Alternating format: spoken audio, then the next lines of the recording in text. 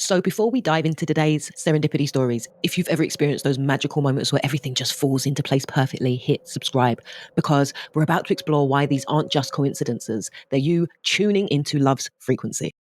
Okay, hey, this is Francisca and this is My Mid-Crisis Life, and today is Crisis Confessionals. Okay, so today I want to talk about this idea of serendipity.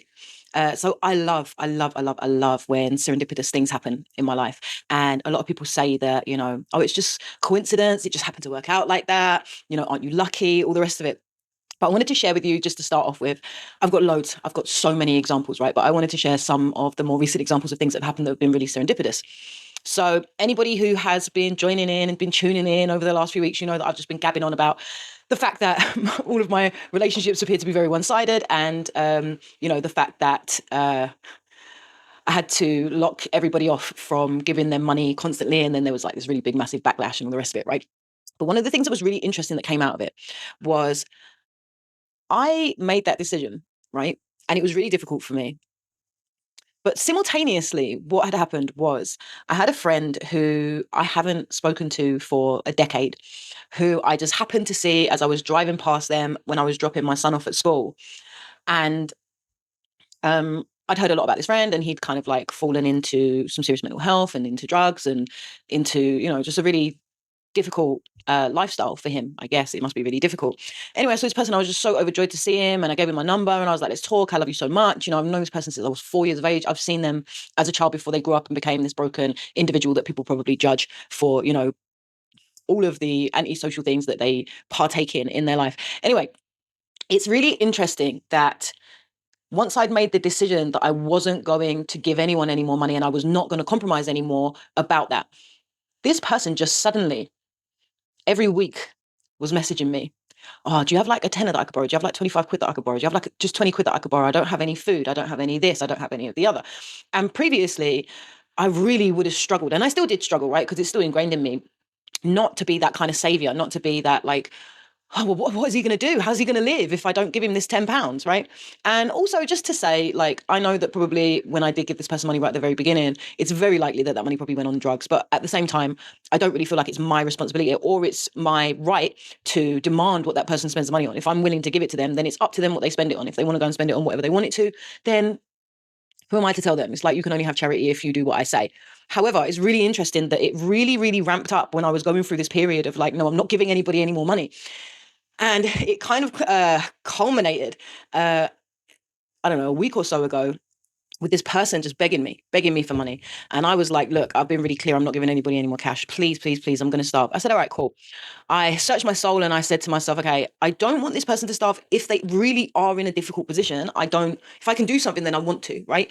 But if they just want money, then I'm done with that. Like that version of me is done. It's over. So I thought, okay, what is a compromise that I'm willing to take? So I compromised and I said, right, I'm not going to give you any money, but if you need food, if you write me a list of what you want, give me your address, I'll send you the food to your address.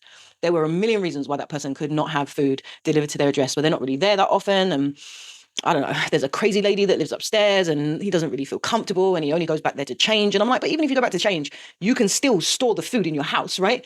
It can still be delivered there. Oh yeah, but it's because of this and because of that reason. And then I get a message saying, listen, I really don't want to do something I regret. I really don't want to go rob places. Don't make me become that person. And I was just like, the fuck, man? Like, I'm not taking responsibility for your choices. Like, you've been given an option. Like, I'm trying to give you an option and that's not good enough. And now you're trying to emotionally blackmail me into giving you money.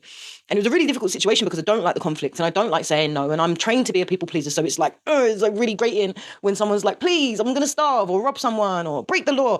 If you are the only one that can help me, the only person who can do anything for me, and you have to do it in exactly the way that I want you to do it, otherwise something really bad is going to happen. And the old me would have just been like, oh, fuck, I need to give him some money. I've got no choice. But the really interesting thing is that because I'd made that decision and because I wasn't compromising with myself anymore, I said no. And I said no very clearly and very firmly, and he stopped asking me for money. The next day, one of the people that I had been speaking about previously, one of the friends that I had who were kind of like really dismissive and quite rejecting when I said, hey, listen, these are my boundaries that I'm putting up. They went out of their way to send me a message that basically just said, look, I love you and I'm here and please don't ever think that you're alone. And I'm so sorry that that's the way that you feel. Can we have a conversation? Can we talk? And we had a really lovely 45-minute long conversation where we spoke about everything that had been going on, not just the stuff from my side, but the stuff from that person's side as well, right? And the things that they needed to get off their chest. And it just really reinforced to me, like, oh, okay, it's interesting, right? This coincidence that the minute that I'm like, no, it's done, like it's done, that the door opens up for something bigger, something greater, something better to come out of that situation that was really, really difficult. So that happened recently. I also had a little mushroom trip recently.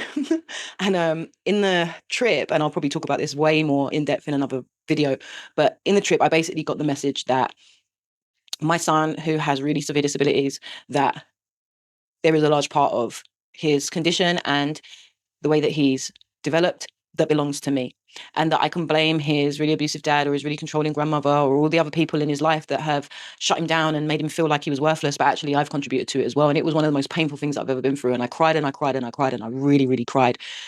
And in the mushroom trip, I was shown that actually there is another version of my son who doesn't have disabilities, who is out there smashing it in the world. And I asked, can some of that energy from that person be siphoned into my son, into this version of him, so that he can begin to grow and develop? The next day, my son made this really major decision to put boundaries up when it comes to some of his family members. And this is something that he has been petrified to do since such a young age. And I've not been allowed to intervene in any which way because the repercussions for him are too scary. And these people have just had him in fear for so many years in his life. And he finally just said, you know what? I'm going to block him. And for me, that is like, I cannot explain how the magnitude of that decision and the mindset that my son has suddenly just switched into to even think that that was something that he could do. And it's like, yeah, it's another coincidence. What else? I made like a video a long time ago about how I had a dream in December and I was given a particular date and I thought, oh yeah, my YouTube channel is going to blow up on that date because I had a baby and the baby was growing. It was growing really, really quickly. And then I gave birth and then it gave me this date, the 19th of January. But actually what turned out is it turned out that the 19th of January was the last time I was ever going to stay in my mum's house. And actually what had been growing was this sense of self, this sense of self-worth in me, to just be like, I'm done. Like, you can't keep treating everybody like that. And that's really what evolved out of that. Again, coincidence, who knows, right? What else? Okay, so when I was previously living in Costa Rica, I got given a message that I needed to come home and I needed to stay with my mom, that she was asking me to come home because she was sick. She was going to get really sick. And she wanted me to be there.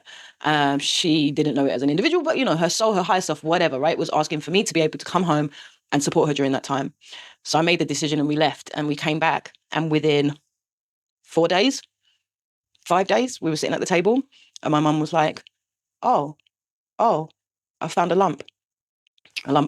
It took months and months and months for them to look into it. And thankfully it's benign. But there's a whole nother story about that. But again, coincidence, I don't know, right? My son also went for a football trial. And the very day that he was going for a football trial, a famous footballer who used to go to his school turned up at the school. Coincidence? I don't know. Who knows, right? What else? There was also another time that I really, really was struggling with singing. I sing, and I'm like performance anxiety for me is like major, right? And I was really, really struggling with it. But I had this vision that I was going to go on a boat and I was going to sing, and I was going to sing in front of friends and whatever else. And funnily enough, a week later, my friend arranged a boat trip for us. We all went out snorkeling and stuff. And then a song that I had been singing non-stop, I could not stop listening to this song and singing it the week before, came on and I sang and I performed in front of everybody and it was amazing. It gave me a really big boost of confidence. Again, coincidence, who knows, right? But my favorite one is that last year, I was working festivals because I wanted to do something that would really challenge me, which sounds really weird, but just standing and serving people drinks was really, really scary for me. I was completely out of my comfort zone, and I really, really struggled the first time that I did it, but I found it a lot of fun, right? And one of the days I was supposed to go, and I knew that the place that I was going to wasn't going to have a lot of parking, so I paid to park on someone's drive because you can do that. Turns out that they didn't have a dip curb, and they had a massive van parked in front of their drive, so I couldn't pull in. So I ended up on like a 15-minute phone call to this guy, like, oh, I can't park here, blah, blah, blah. And he agreed to give me my money back. Lo and behold, I realized like, oh, I can park anywhere. Like, it's free parking. It's Saturday or Sunday or whatever it was. So I parked, walked up to the place, got there just as the woman was leading in all the people who were going to be working the bar at the festival, waited like 5 minutes for her to come back. And she says to me, listen, we've met our quota. You can either wait around for another 2 hours till the next set, or you can come, or you can leave, whatever you want to do. And I'm like, all right, cool, I'm not hanging around for another 2 hours to maybe get some work that's long, right? So I left. In the meantime, my son he was going to play a friendly against another team, and I think it was like the second or third game that he'd ever played. And I went down there and I turned up at the venue, and he was really happy to see me. So I turned up to support him. And literally about 30 seconds after I crossed the field and landed where I did, some guy walked up, and he was like, oh, who's playing, blah, blah, blah. So I was talking to him about who was playing. And then he was saying, yeah, he coaches like the other team, but like an older team, like 3 years above, of the same football club that Callum's team were playing against. So I said to him, look, do you do any like one-to-one sessions? Because my son's just getting back into football, and it'd probably be really good. It would help him with his confidence or whatever else. And he's like, look, I don't do one-to-ones unless someone's coming up for a trial or something like that. But who's your son? He took a little while, looked at Callum, asked me a bit about his character, asked me if he was a good kid, if he did well at school, what type of person he was, all the rest of it. And obviously I bigged him up and all that. And he says, look, why don't you come down and train? Tell him to come down and train. I train the under 16s. He was under 14 at the time. Just bring him down, and we'll say that he's just like getting back into football and he can come train with us. Ended up training with them, then ended up training with the under 15s, and then ended up signing with the under 15s this season. Again, it's just a coincidence, right, that I happened to be there. However, I looked up the definition of serendipity, and it says the occurrence and development of events by chance in a happy or beneficial way. So things that happen by chance that happen to end up positively, right? And then I was also looking at the word coincidence, because whenever I talk about this idea of serendipity, and I do think that it's more than just coincidence, everybody tells me that it's just a coincidence, things that just happen to happen, things that just happen to work out, right? So I looked up the word coincidence, and it was saying that a coincidence is something that happens without apparent causal connection. So there's no connection, there's no cause and effect between these events. They're just completely random events that take place, and that's why it's a coincidence. And serendipity happens to be random events that take place that have absolutely no connection, that end up happily, beneficially, right? Some of the words that were associated with coincidence were like accident, fate, chance. But even when I was thinking about the word chance, I was thinking that chance isn't just like the chance of something happening. It's also the chance, the possibility, the opportunity, right, of something happening, the possibility of something working out, something happening to you. And I think to myself, is it just fluke then? Like, is it just luck? Personally, I don't think so. I think that it's more than that. I think that it's about being tuned into the frequency of that path. So it is random and disconnected in the sense of you could make a million different decisions in that second that would then change the trajectory of that path, which means then things would not work out in happenstance. They wouldn't work out by chance. They wouldn't work out through coincidence. You wouldn't get this beautiful level of serendipity. But I think that if you're tuned into a particular path, a particular frequency, then you naturally take actions that lead to a connected future occurrence that creates this like idea of serendipity, right? And I think that that's really what people are talking about when they speak about manifestation. So people talk about manifestation all the time, and it's always like, you can manifest your future. You can just make it happen. If you just trust and you believe enough, then you can make it happen. But manifestation isn't belief alone, right? It's not you hoping and wishing for things to happen, and then just by chance, they just happen to happen. Manifestation is about having a belief that something is yours, that you are already on that path to that thing, that it is inevitable, and then making decisions that move you towards that thing every single time. Maybe not every single time, but the majority of the time, right? So that you're walking on that path, right? Because you're not just manifesting things out of thin air, like just being like, I manifest £1 million, papa, there it is, right? No, you're choosing the pathway towards that particular manifestation of reality, because there are all manifestations of reality, right?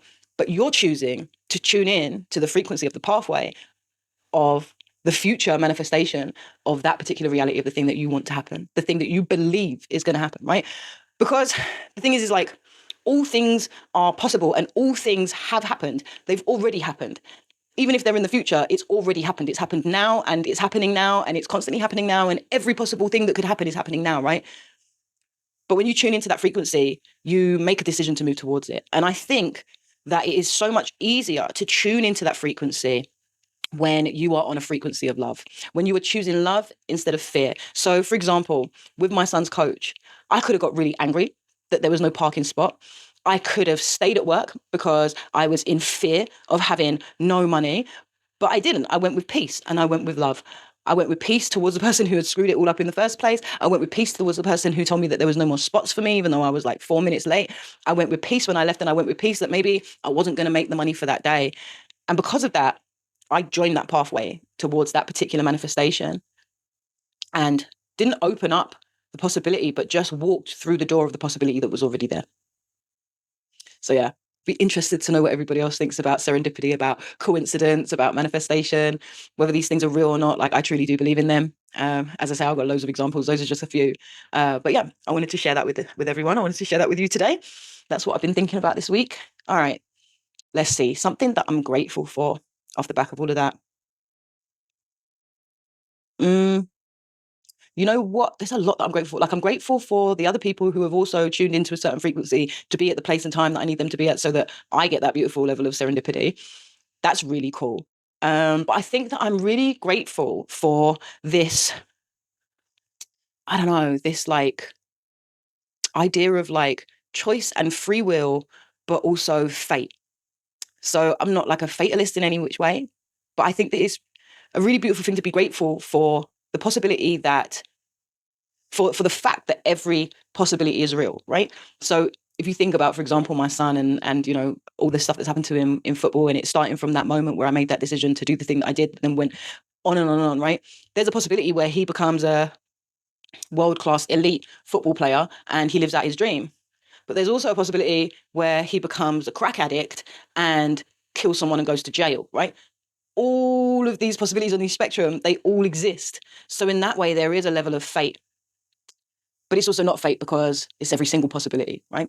And I'm really grateful that we have the choice, that we have the free will to choose which pathway we want to take towards the thing that we believe is ours already. Yeah, I think that's it. Okay, that's my ramblings over for today. Join me tomorrow for Monday Mindset. I'm going to talk a little bit more about like what manifestation is, how you do it, like the kind of psychology of it. Yeah, understanding that kind of like process, that multi-reality process. So yeah, if you're interested in that, come back tomorrow for Monday Mindset. And for now, that is it. If this resonated with you, drop a comment sharing your own serendipitous moment. I read every single one and love hearing your stories. And tomorrow we're diving deeper into the psychology of manifestation on Monday Mindset. So make sure you're subscribed, and I'll see you bright and early at 6 a.m. Until then, keep choosing love over fear.